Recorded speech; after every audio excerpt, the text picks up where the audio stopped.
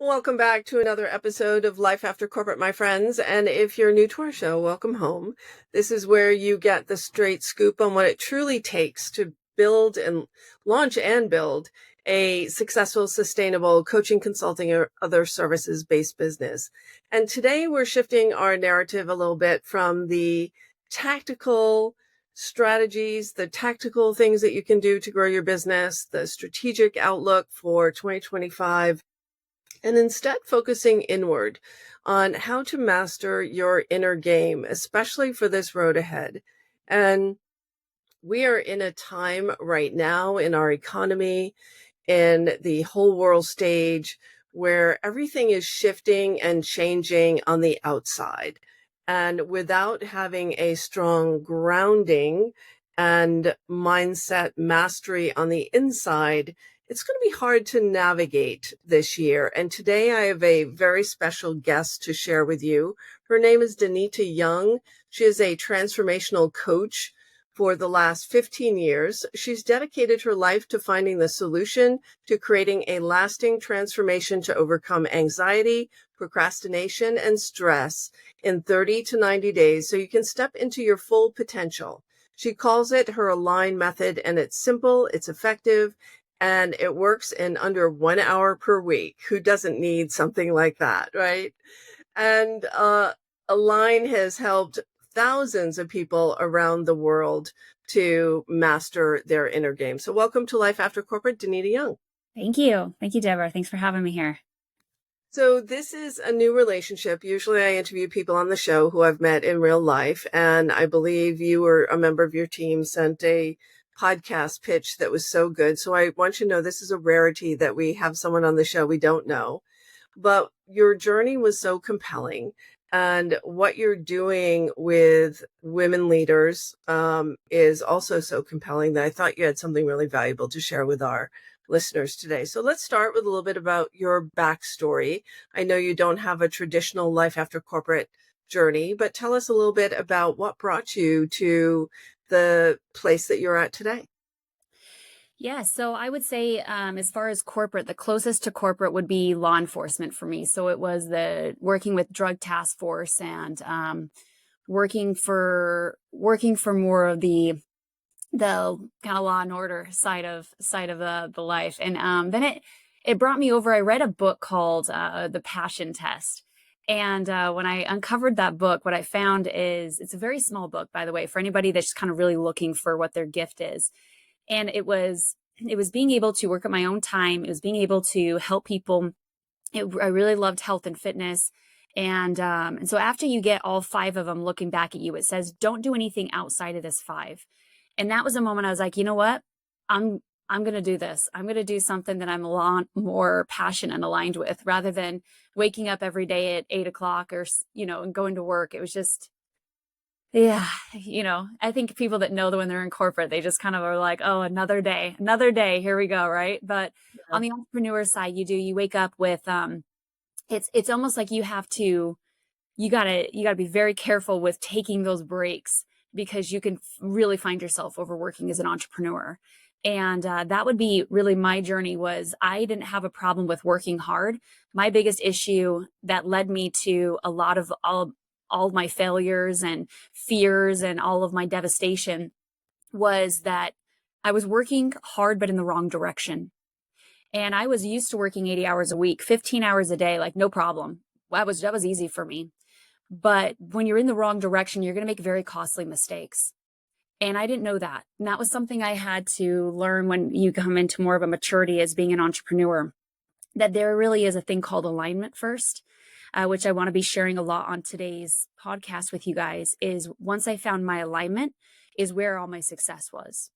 And so there really is a thing called balance and flow. And once you hit that, you'll find that you'll be magnetic rather than repellent. And so that would be my journey is from failure to where I am now.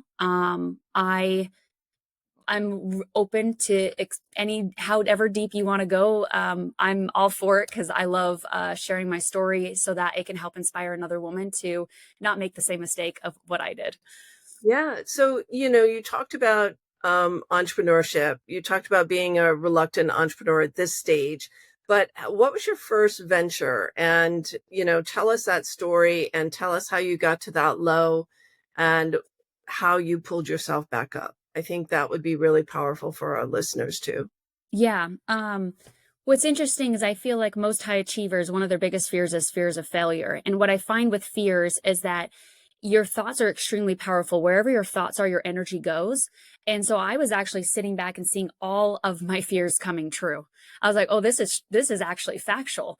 And you don't recognize that until you're in the entrepreneur world. You're going to have a lot more control over things. And so devastation is going to hit faster than if you were in like corporate world, right? And so things are just going to really fly in front of your face and make you more aware of things than you ever thought possible. But for me, yeah, the devastation was, you know, expectation. It was expectation. Everything's going to be fine. I launched I'm the owner and founder of the original booty bands. And so I had this patent. I had this great success. The first month we came out, we were just making millions, selling thousands of bands across the world.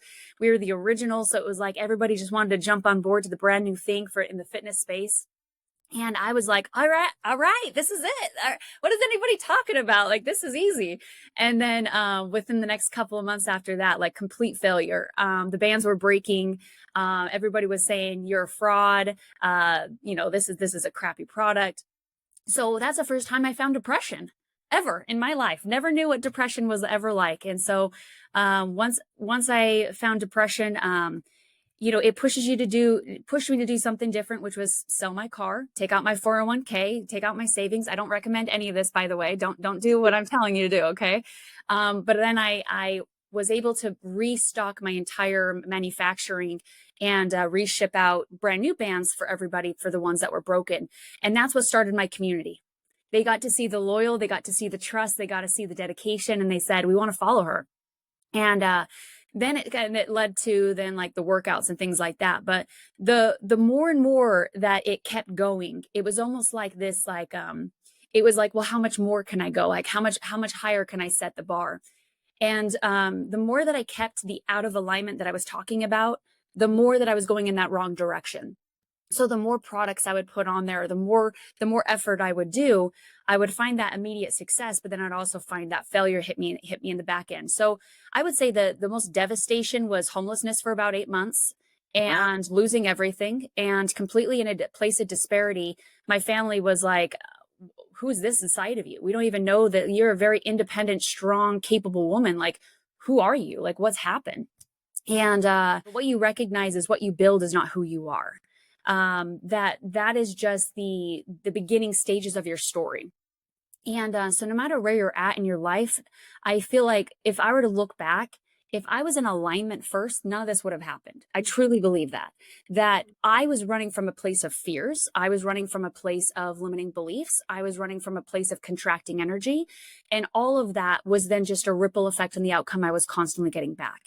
And so now that I have been through that experience for well over a decade, I would say that the biggest takeaway from all of this, from utter failure to now extremely successful, is get into your alignment first. Do not wait.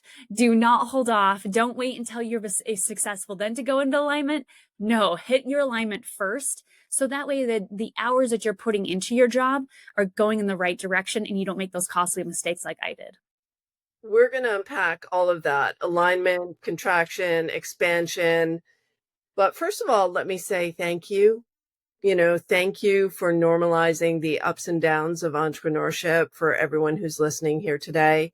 I mean, to be at the top of your game, making millions, then having a product failure, making it right.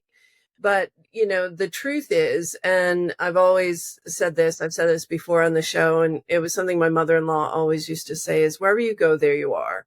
Like whatever your secret sabotage strategy is for success, whether it's overworking, if it's perfectionism, procrastination, other mindset traps, succumbing to everyone else's opinion of you. I mean, you had to deal with all of that internal pressure and the external pressure.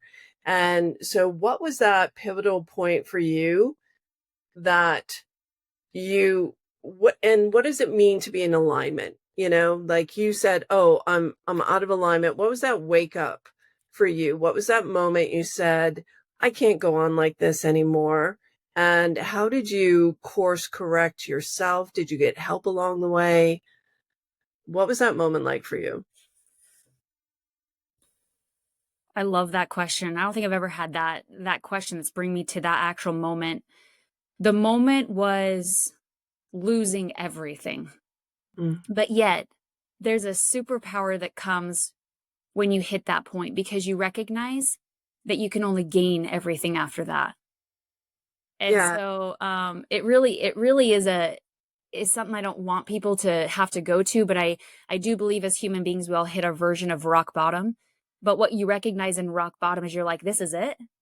This is what my fears were saying, that like this is the thing I've been worried about this whole time. Like, I'm still here. I still have my birthday.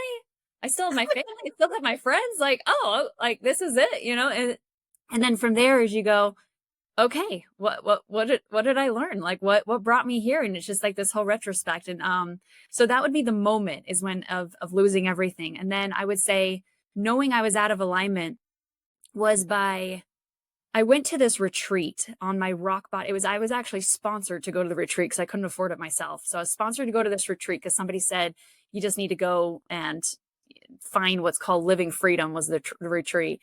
And I sat there in that retreat for 5 days, and I just realized, it hit me how out of alignment I really was. I was living a world of difficult worlds, struggle, what if, shoulda, couldas, the fears, the limiting beliefs, like all of that. And as soon as I thought, wow, there's a different way. There's a there's an easier world. Like, oh my gosh, like this is really freeing. And so I said, well, I've tried everything, so why not try this? So that's what made me tried something different, was more of the alignment. So that would be where the course correction, as far as your question is, the course correction was when I recognized, well, I tried everything but this. So let Yeah. me try this. Let's try this. And I just want to pause there because, there are no accidents. Even though we don't know each other, we've never had a conversation before. There's a reason why we're doing this show. And that pause and going on retreat when everything feels like it's falling apart is the most powerful action any human being can take. It was my journey as well. It was a 10-day silent meditation retreat, bawled my eyes out on the meditation cushion, but realized that two robes in a bowl. I mean, that's what the Buddhist monks live with, two robes in a bowl, and they meditate all day long and they get food made for them. And I was thinking, oh, if that's the worst that I could expect in my life, then, what am I afraid of? And I think, what you want to do, what I want to do is to get our clients to that point of possibility without hitting rock bottom. Right. And sometimes it's hard to do. So let's talk about your practice of how you get your clients to, number one, go from a place of fear to a place of possibility, that contraction and expansion, and what true alignment actually means to you. Yeah. Well, everyone's going to always say awareness, right? I mean, obviously you have to be aware that you're in a fear. So that's what I would do, is if you can't go to a retreat, maybe sit here on this podcast and really introspect for a moment and think about, what are some of my thoughts that I have on repeat in my own mind? Do I think that I am good enough, that I am deserving, that I am worthy? Do I think that I am smart? Do I think that I am capable? Do I think that I am okay to be my authentic self? Am I okay to trust? Am I okay to expand myself into more success and more opportunities? Am I okay to live my life more in a future-oriented mindset where there's limitless and possibilities are waiting around every corner? And that every person I meet, there could be a lot of potential waiting in that network or that connection. Are you in that place?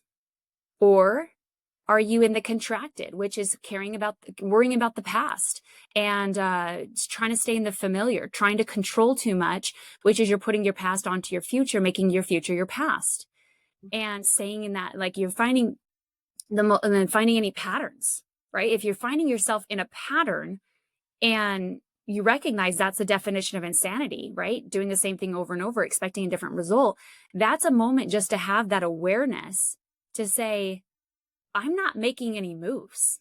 I'm not making any more money.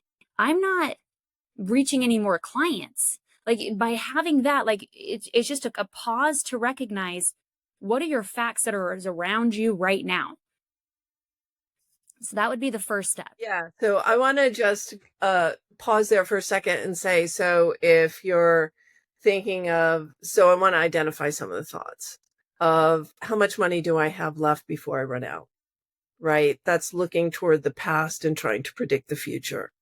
What are some other ones? Oh, this didn't work for me before, so I'm going to stop and make the conclusion that, oh, I'm just not cut out for this. You know, sometimes people will try a webinar or workshop and it didn't work well. They didn't get clients, so they abandon the whole strategy.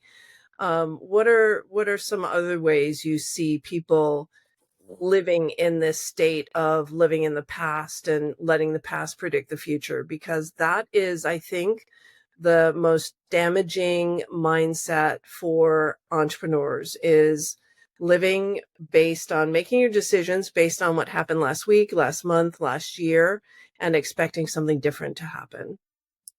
Yes, I would, to summarize it, would, because it would be sitting here for at least a couple hours to go through all of them, right? But I think to summarize it would be anytime you're using a what if, shoulda, woulda, coulda, always or nevers. So there's no such thing as always and nevers, especially when you live in the world of that the future is limitless. It's unknown. You have no idea what can happen in the future. But if you're telling me never, it's not going to be possible, I'm going to catch you right there and say, that's a limiting belief. You're living in the past. You're not living in your future space. And so, yeah, to your point. So if somebody says this will never work, this webinar will never work for me because I already did it in the past, well, then I'd immediately catch you and say, you got to get out of that perspective. Stay in it if you want. Go hit rock bottom if you want. It's a lot of fun. No, it's not. but it's catching those thoughts that are contracting. And so anytime that we have, I think, about 60 to 70,000 thoughts in a day, and 90% of them are on repeat, right? Dr. Joe Dispenza talks about that. But what you'll find is that you'll either have a repeating questions going on in your mind that are contracting or they're expanding.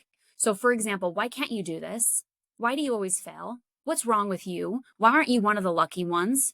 Like those type of things, right? And so what's going to happen is your brain is like a little dog on a leash. It's going to go try to find the answer. And is it going to find a positive answer with that type of contracting question? The answer is hell no, it's not, right? So, but if I said, what is this teaching me? What is the unknown that I don't know? What is the sign that this is showing me? What is the opportunity that I haven't seen yet?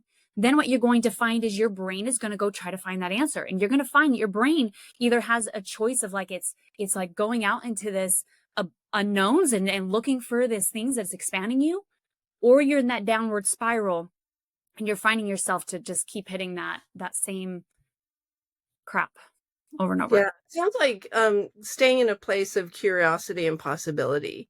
Correct. You know, it's almost like painting a picture of like, well, what would it be like? And how is it possible? What would be the right path for me to take if that were to be possible? You know, so it's almost like saying the I can't afford it versus how can I afford it, you know, when it comes to money, right? So shifting from scarcity to abundance, possibility.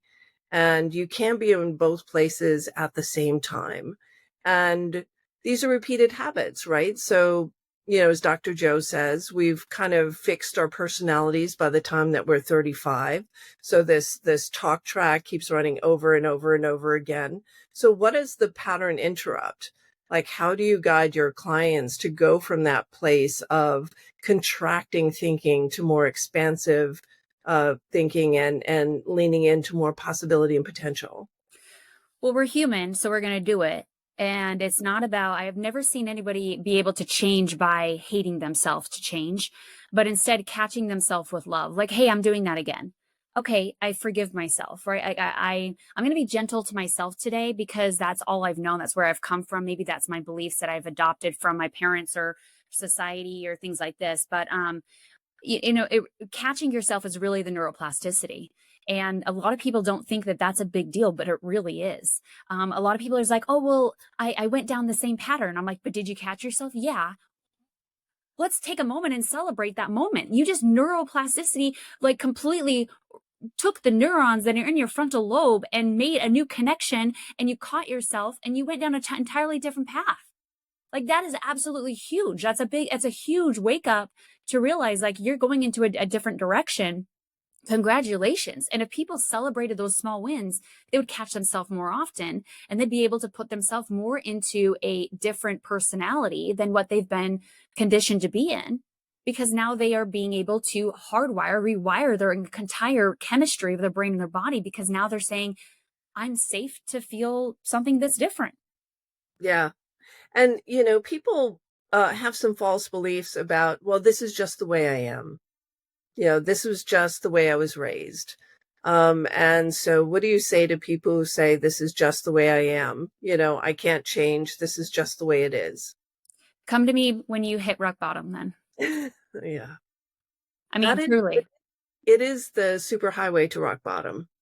It really is, not to be able to be open to other possibilities and to stay in this pattern of striving and, thinking that you can muscle your way through a mindset that's closed. Yeah, victim mindset is really to giving the power to everybody else outside of you. And when you have the power outside of you, you'll never have the power to change. And so, unfortunately, it's sad. I have to sit back and wait for those people to hit rock bottom, but then be a support for them when they do, because I did it. I was that person. I have to give them gentleness and grace. I was that, victim mindset, thinking poor me and self-pity and all that. I was me. I get it. And so I'm gentle with them. I'll let them know. But I think the fastest way we can help them not hit rock bottom is by dropping those mindset seeds. And what I mean by that is giving them a different perspective. So if they're like, I'll always be like this, and I'll look at them and say, does it have to be that way? Right. And so just by giving them just something that gives them a little bit of a different perspective, you'll notice that truth will prevail. The things I talk about are truth. And so a lot of people can try to deny, or they'll try to, whatever, but you'll feel intuitively inside of you if what you and I, Deborah, that giving these members that are the audience right now, they're going to feel that inside of them. And they're going to be like either nodding their head on the podcast today, being like, yes, this is so right. Yeah, this is so true, because truth is what really sets us free. And right. And so that's what I always like to give those victim mindsets is, hey, you know what? What about? What if you thought about it this way? And I give them a little bit of a different perspective. What's really cool is you'll sit there in that moment and their eyes are just ticking back in their mind going, oh, that's breaking all my limiting beliefs if I thought that. Yeah. And look at where we are right now. People are saying, oh, people aren't buying anymore. People are holding on to more tightly to their cash, or the economic environment is unstable. I don't feel confident in making investments in myself, making investments in my business. And, there's so much uncertainty. There's so much fear in the outside world. It can feel paralyzing to a new entrepreneur. So how do you go from that, how do you detach from what's happening on the outside world, get that strong sense of being in control of yourself, what you focus on, the results that you create? And what is that path to? Is that alignment? Is that learning to think more expansively? You mentioned alignment before. I was wondering, where that plays in here. Yeah, I think this journey of, you call it self-development, you call it growth, you can call it alignment, you can call it spirituality, like you really can call it whatever you want to call it. I find that we have, as humans, we have so many words for something that's just something so simple. And so instead of making it complex, the first thing that's helped me is being able to identify that everything as far as growth comes down to just two simple things: is a survival brain and a thriving brain. Now, you can say so many different words for that. What I love about you, Deborah, is that you're going to have your own words for that, right? You can call it primal brain. You can call it successful brain, right? Like thousands of different ways that you can say it. But when you are able to just bring it back to the core of those, then what you'll find is that there's two versions of you. One that is in that survival place, and that other version of you that is in that successful expanded phase. And so you've heard me say contracting. What is that? Survival, right? You've heard me say expanding. That's your success. That's your thriving. And so what it comes down to is when you simplify it, you'll notice that everything comes back to that. Everything from your success of your relationships to the success of your business, to the success of being a parent, to the success of being a human being on everything, financial freedom, really anything. It just always comes down to those two simple things. Which one are you operating from? So when I say alignment, it's about being able to go into your alignment of your expansion energy. Nothing good is going to come from contracting. I'll tell you that right now. I lived my entire life in contracting energy. And I have a very awesome job that I get to sit and listen one-on-one with all my clients across the world. I get to see this isn't just my perspective. I get to see this as many people's perspectives, and that gives me such a different viewpoint that I get to see. So there's this art of doing, and then there's an art of being. So when I say alignment, it's about coming into your being first. When you're in that place, you become magnetic. It is physics. Albert Einstein, my favorite quote, I have to throw it out here, is we are all energy. And no matter what energy you're wanting to attract, you have to match that frequency. And there's no other way, but you will get that outcome. It's not philosophy, it's physics. And I live my life in regard to that, because it is so true. Once I figured that out myself, and Albert Einstein's my homie, and I was like, oh, this whole time you've been saying this has been in front of my face this whole time. Dude, you've been around forever. And it's so true. And so that's what I would tell people first is before your to-do list, before your 80 hours you're working in the week, anything that you do, go to your place of being and check in with yourself. Is your being in a place of contraction, in a place of fear, in a place of desperation? Well, of course that's going to come off onto people. They're going to feel that desperation, whether it's in a relationship, they're going to run away from it. If it's in business, of course they don't want to buy the desperation, right? So it's like a universal term. It is.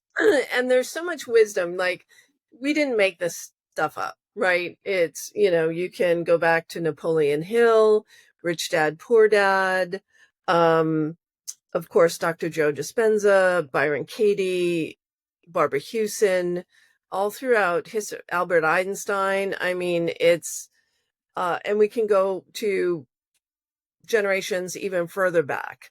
It is just wisdom and truth that we move away from when we're in corporate, because no one wants you to show up in the office in a state of being. They want you to show up in the office in a state of doing. In fact, the more you can suppress your beingness, the more successful you are in corporate. So the rough part of this transition is this transition of identity, when you're used to playing by someone else's rules, and now you get to write the rules, and you also get to create the space in which you want to operate.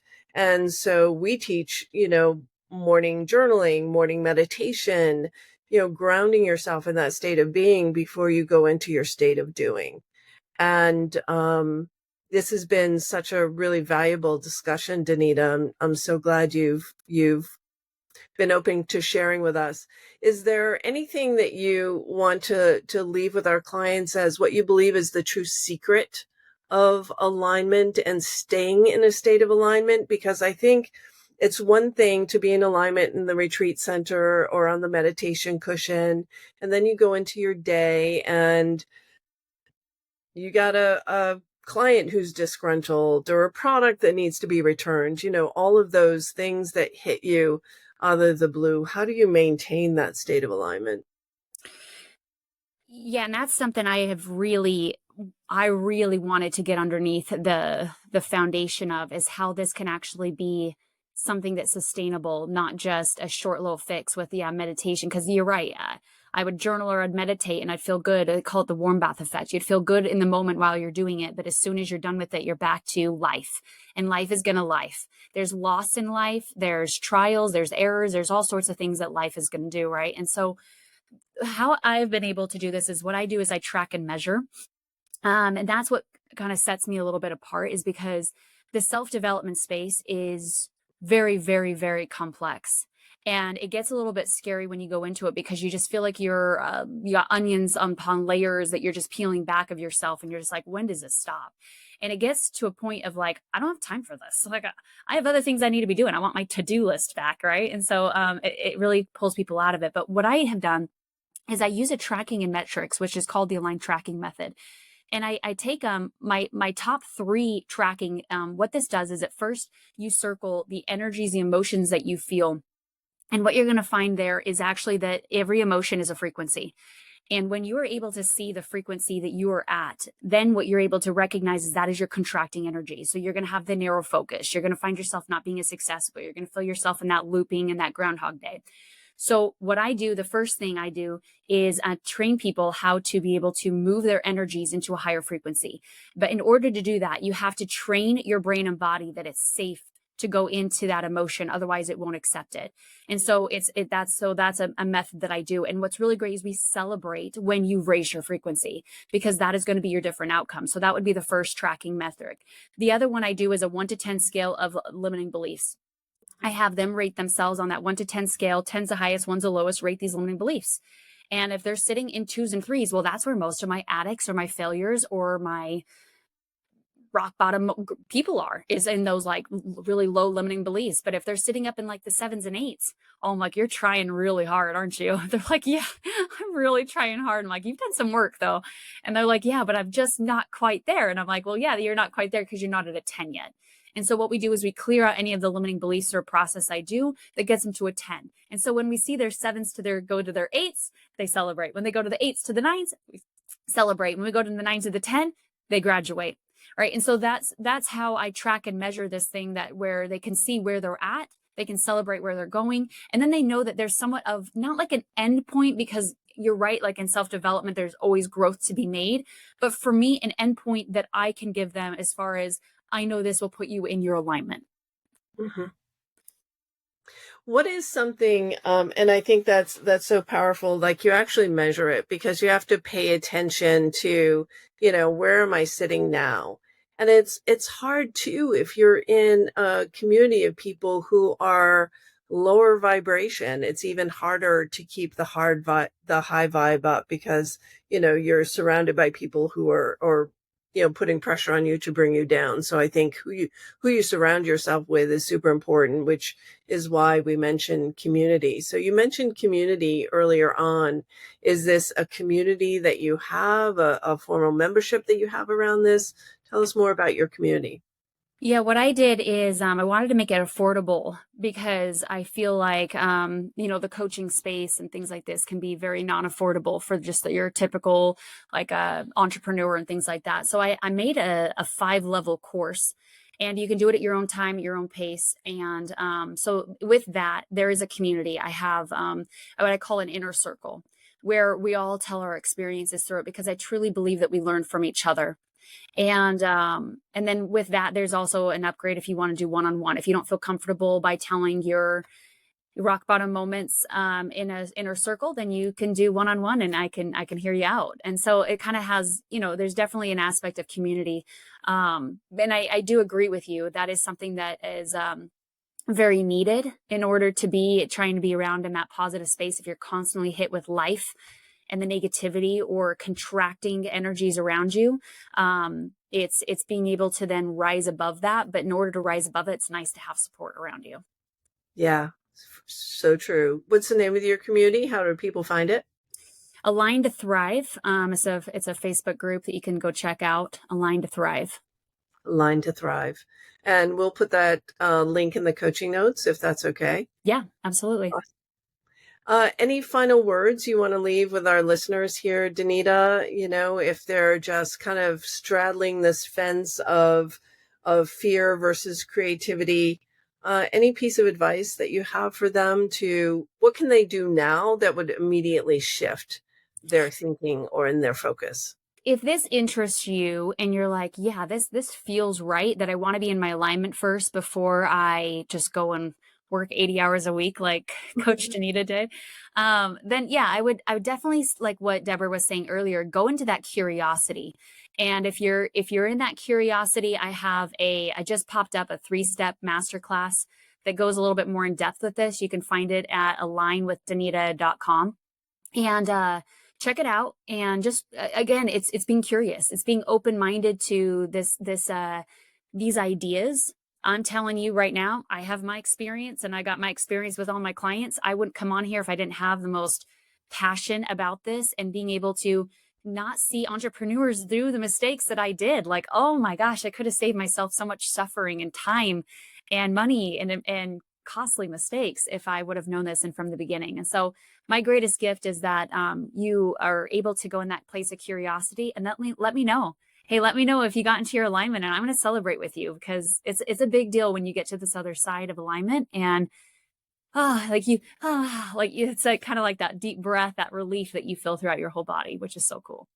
It's so true. And you're so much more resilient. Like, things just like fall off. It's not, negative things don't impact you the same way that they do if you're in a place of contraction. So Danita, I really want to thank you so much for sharing your wisdom and your story with our listeners here today. The shift from corporate leader to entrepreneur is the process of creating a new identity. And part of that new identity creation is not only realizing that the reward system is different in entrepreneurship than it was in corporate, but also you have to show up differently. It's not about following someone else's mission or vision. It's not about meeting someone else's KPIs. Entrepreneurship is truly a spiritual journey where you get to discover who you truly are at the core. And the advice that you gave today, the sharing of your story, was so valuable. Thank you so much, Danita. Thank you for having me. And that's it for now, my friends. This wraps up this episode of Life After Corporate. And just remember, it's as important to master your inner game as it is to master your strategy and tactics for growing your business. We will see you next week, my friends. And if you love the show, drop us a rating, a review, and subscribe on your favorite streaming platform. We'll see you next week.